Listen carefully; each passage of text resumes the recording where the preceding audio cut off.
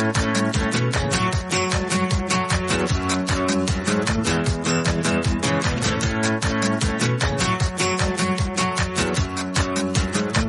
to the Books Applied podcast, presented by WSL Leadership. In this podcast, we talk about an awesome book and how to apply it to your work, sport, or life. I'm your host, Iggy Perillo. Thanks for joining me. Welcome to today's episode. We're talking about The Practice, Shipping Creative Work by Seth Godin, and I'm joined by Dan Cayer, a writer and teacher of meditation and the Alexander Technique. He lives in the Hudson Valley, New York, and is currently working on a nonfiction book about how to transform the experience of pain and illness into a path of openness and kindness. Thanks so much, Dan, for joining me to talk about this today. I'm really glad to be here, Iggy. Thanks for having me. And you recommended this book to me, and I think it, like, many times, actually. I don't know if you remember this.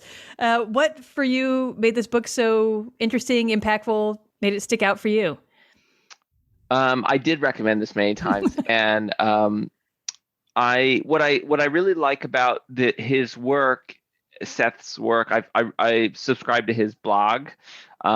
It's really the only daily blog I read. It's very short, but what I love about this book, The Practice, is that it's less about like creating a one-time event, a one-time product, or like. And it's more about what habits are you building and what, like, in terms of how are you being consistent. And so by being consistent, essentially you learn sometimes that's actually how you learn what you should be doing, not the other way around. So not like hatching this like brilliant idea and then like being creative and trying to execute on that.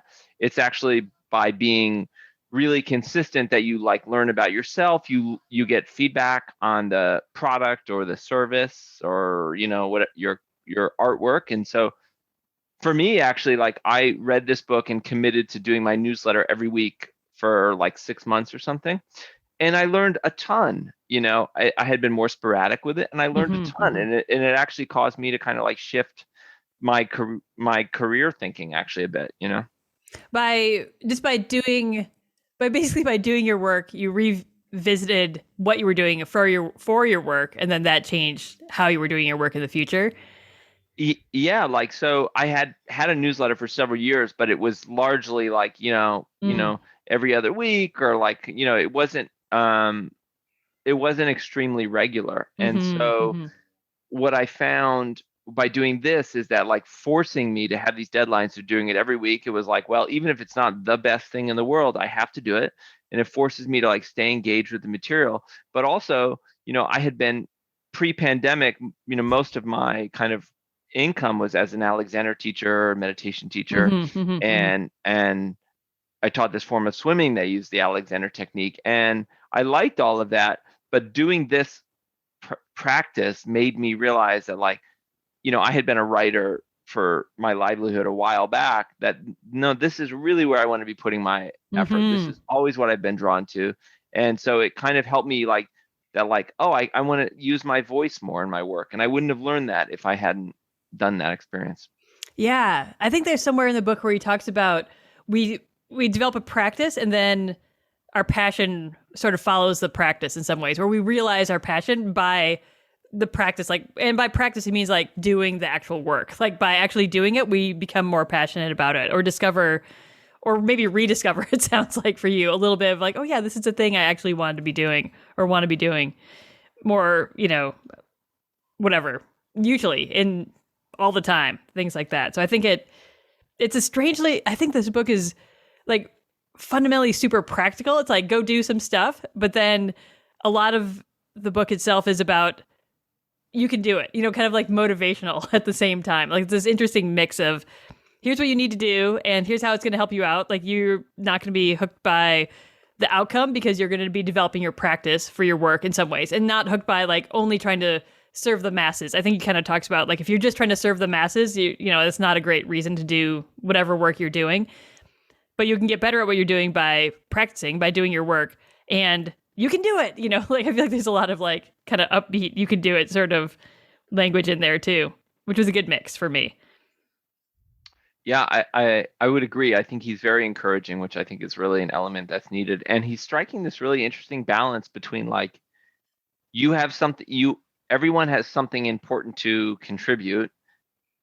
So it's important for you to contribute and you take feedback from the market, so to speak. It doesn't have, for a newsletter, it could be from your subscribers, from your comments. So it's this like kind of like he's in between these two extremes. One extreme is like whatever you say is beautiful, Right, right. like don't, just speak your truth and never think about. And it's like there is an element to being honest, Right, but right. also then the other extreme would be like just give people whatever they, whatever you think they want. And Yeah, so he's kind of like threading this thing between the two, and I think that's really right on, yeah, and yeah. to not get too comfortable in either extreme.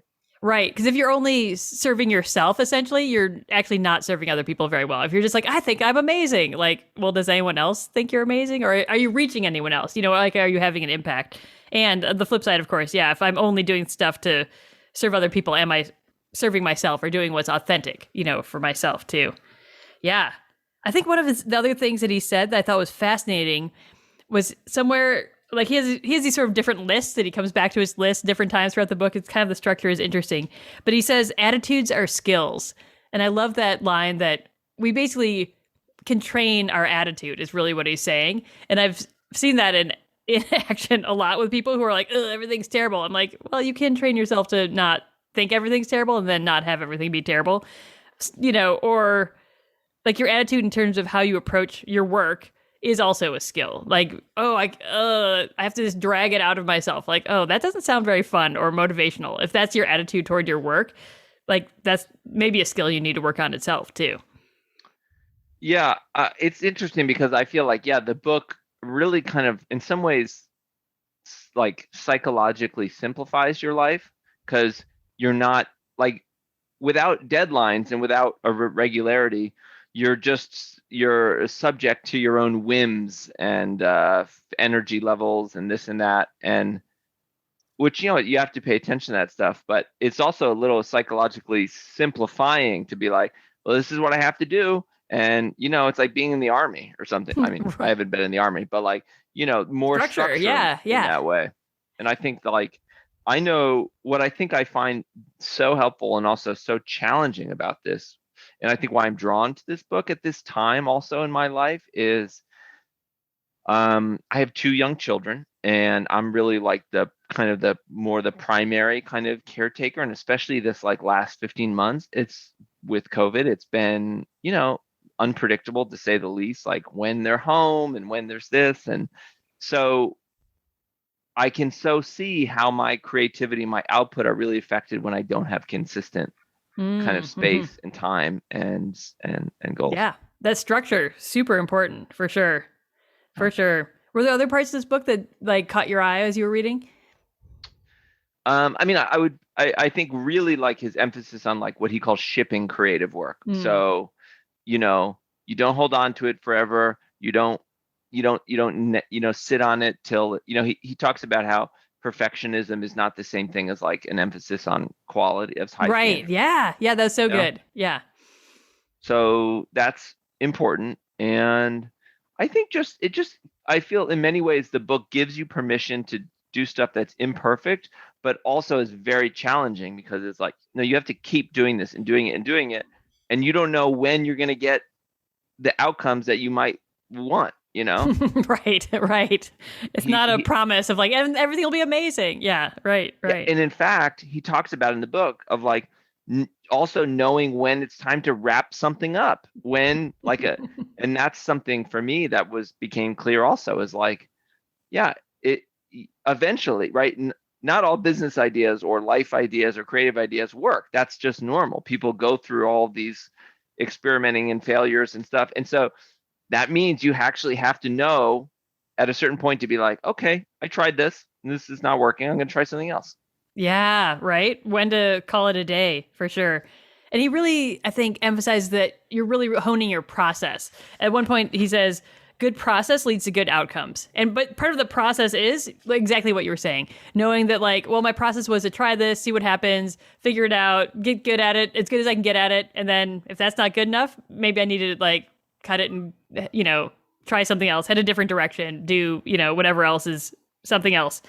So I think that's so true. This isn't a it's such an interesting mix in the book. Like it feels very warm, but it's still like kind of tough love there too. Like, yeah, don't just absolutely.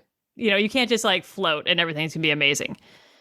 Yeah, this is not like endlessly self-affirming. Right. Right. I feel it's not, which is good.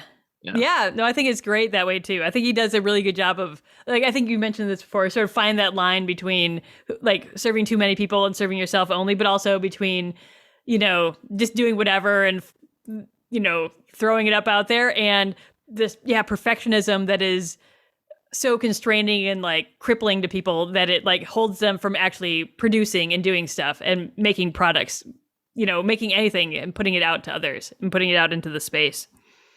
Yeah, I mean, I think in some ways the book is like a good advertisement for this, because I have to admit, when I got the book, I was like, oh, this is just a bunch of blog posts, literally, right? There's like, yeah, they're really short little chapters and sections. Yeah, it's like 100 something chapters that I know were blog posts that he sent out. So sometimes it's like a paragraph or two, and so I initially was sort of like, it's not really a book, because I've had some kind of bad experiences with like blog to books that are like, oh, sure, not enjoyable to read as a book.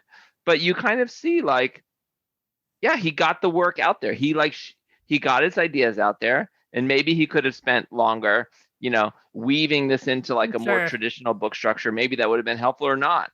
But he sent it out like this, and it's like, oh, okay, yeah, it's like, it's good. Yeah, it does. It definitely hangs together. Like, it's not like anything comes out of left field ever.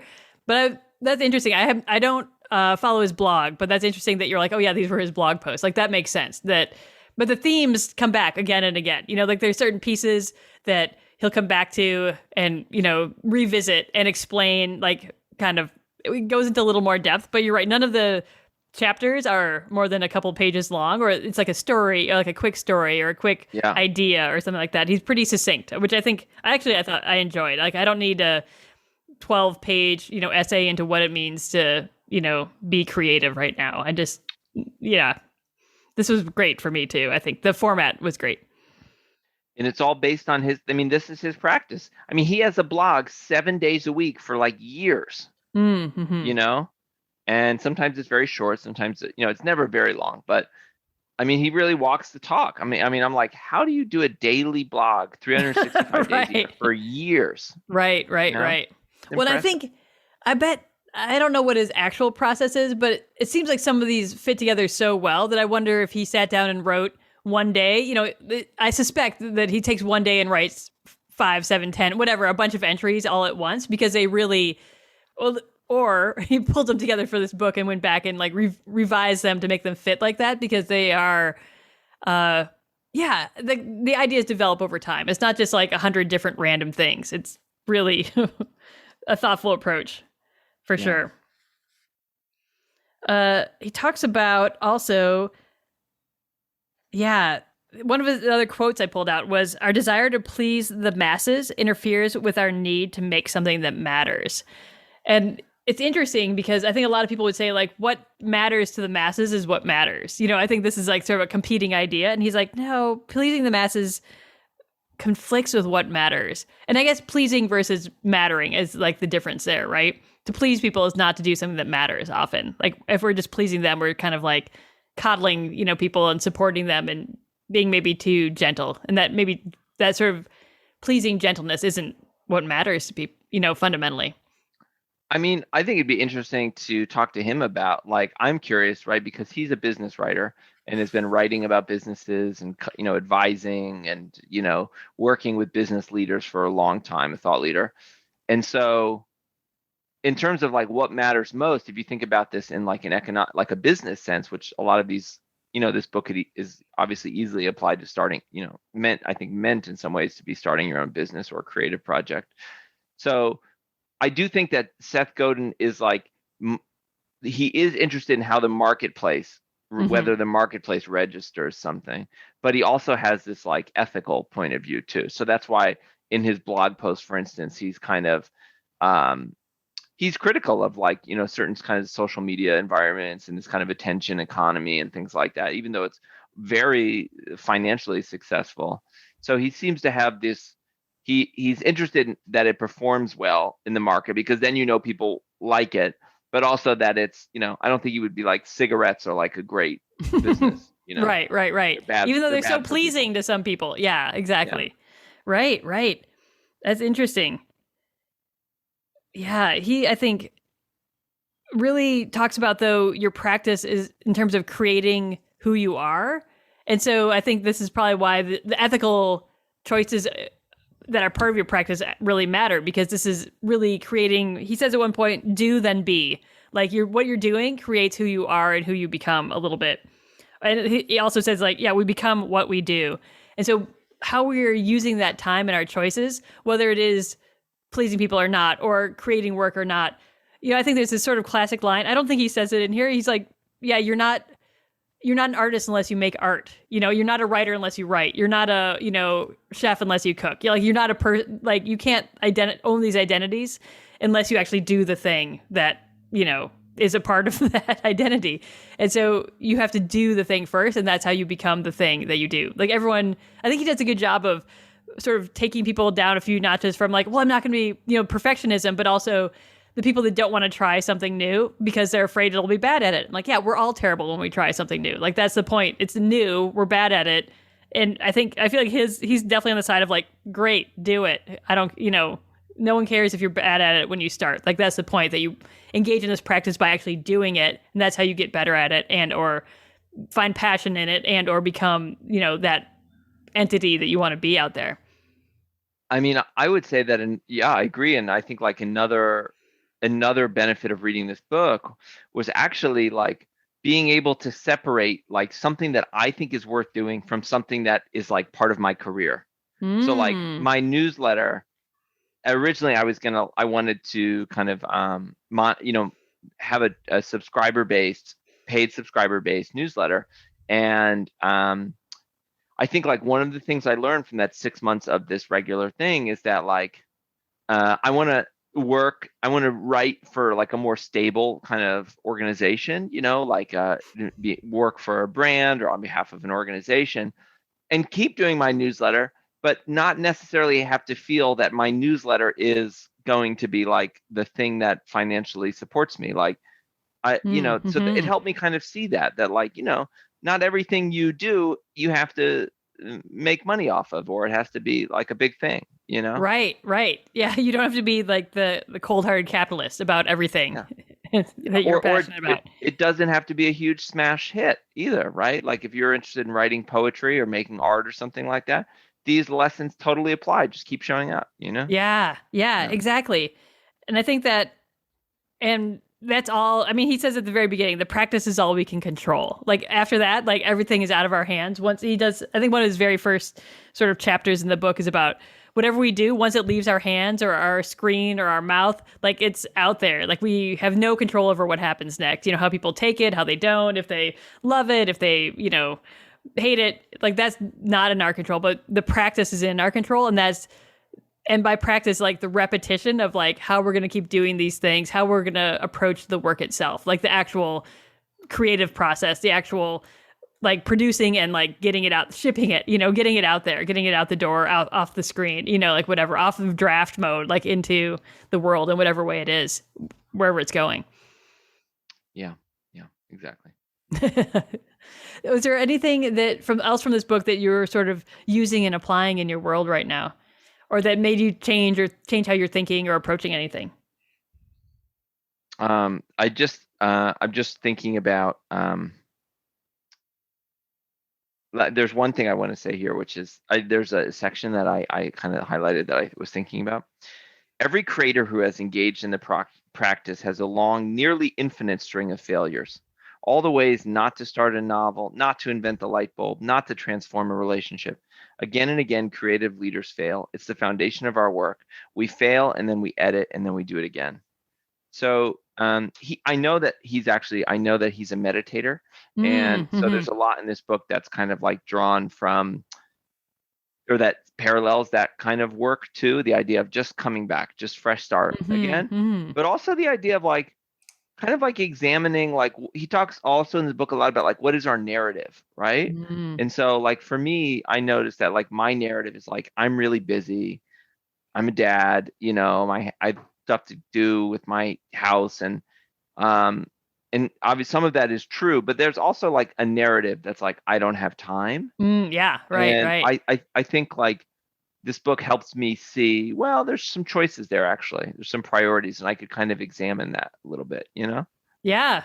That attitude is your skill to change. Like if your attitude Yeah. is like the narrative you say is your attitude toward that thing. Like, oh, I'm too busy or I'm, whatever. I think people have a lot of narratives that they attach to. I think for me, part of this book made me think about like, it's okay if I'm not a perfectionist, but I think there's things that I'm like, it could be better, like this could be a little better. So maybe I'll just do a draft right now. But I was like, nope, there's some stuff I'm just going to put it out there and I'll revise it later, and I think that is beautiful too, that I can go back and edit and like tweak something. It's never like permanently out there. And whoever saw draft 1 and someone else is going to see draft 2, like great. Like I'm not attached to what version of the work I'm doing that they're going to see, because either it resonates with them or not, and that's out of my control. But Yeah. like I'll make it more aligned with what I want over time. But I found it freeing that I'm like, oh yeah, I can just like, this is good enough for now, and whatever, I can edit and revise and send it some more later. And because it's not for everyone. Right. That's the other thing. Right. That's what he talks Exactly. about too, is like there's no scenario in which everyone is going to like what you are offering or what you do. And so like you want it to be of quality, but like hoping that you can create something that no one will dislike or it won't be someone's taste it's the fool's errand. Yeah, absolutely. Absolutely. But yeah, I enjoyed that. Yeah, that mentality. It's like supporting that mentality, right? Like, yeah, it's okay. Like, it's going to be okay. Yeah. Was there anything else that, you're taking away or stood out or? No, I mean, I think I continue to kind of chew on it and I keep it at my bedside table. I think this book really lends itself to like, this is not really a book that you can like read like an hour and a half at a time. It's just because it's like, it's very, it's not dense, but it's packed, Yeah, and so like yeah. every chapter, which again is sometimes a couple paragraphs, has a point or a couple points, and so it's worth kind of reflecting on. So no, I think it's just something that I've been really reflecting on and coming back to, and I think he's really wise. Yeah, there's a lot of content in there, even though, I mean, the book is not like tremendously short, but each section is so short. And I think you actually described it well, that he's really focused in like this section. You're going to get like some pretty clear points. Like his ideas come across really clearly for each of his chapters or sections. Like I think he's a very clear writer in that way, that it's like, oh, I got it. Like, thanks. Great. I think the last thing I'm realizing I want to say I think is really helpful is the what's it for. I was reading this section recently in which he keeps asking, what's it for? Why are you having this meeting at 4 p.m.? Why are you sending out why do you have this email newsletter? Like, why does your receptionist, greet people in a certain way? So I think it's very helpful. It's like, yeah, like why, like really keep asking, why am I doing this? What's my goal? What's my intention? He's big on that. And I think intention is so key, Yeah. I think that the idea of asking what's it for really is clarifying in itself, and if this is for connecting with people, am I doing it in the best way that for me to connect with the people I want to connect with? It's, or is it, getting the information to the right people at the right time, whatever it is, whatever I'm doing something for. Great. Yeah. That's a great point too. Well, it's been awesome talking with you about this, Dan. Thanks for sharing your thoughts. Thanks for recommending this book to me. Also, it was a fun read. It's fast. I feel like it was still a fast read, even though we're like, it's dense, it's clear, there's a lot, it's long, it's short. Like, it's all the things at the same time. But yeah, thanks for recommending. Oh, I'm happy to, and I recommend his blog too. I like it as well. I like that kind of addition to my inbox. For sure. I'll have to check it out. And thanks for joining me on the podcast today. My pleasure, Iggy. Great to talk to you.